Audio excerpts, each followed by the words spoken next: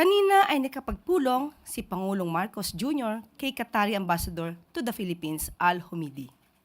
Sinabi ng Qatari Ambassador na pinalaya na ang 17 na inaresto sa Qatar at dinismiss na rin ang mga kaso laban sa kanila. Ayon kay Ambassador Al Humidi, ito raw ay refleksyon ng maganda at matatag na pagkakaibigan ng dalawang bansa. Ang pagpapalaya ay bunsod ng utos ng Pangulong Marcos na tulungang makalaya ang DMW, ang na-17. Isa po itong good news. Po Friday lang po nang in-announce ni DMW Secretary na provisionally release lang po. And in span of 3 days, biglang ito ina-announce nyo na po na dismiss na po yung kaso. Can you expound on that?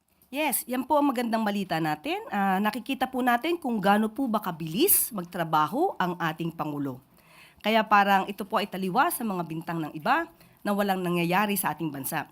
Ito po ay talagang tinutukan po ng ating Pangulo para po mabigyan po ng tulong ang 17 na kababayan natin dito sa Qatar. At ito nga po ang naging resulta na madismiss na po ang kaso at mapalaya po sila.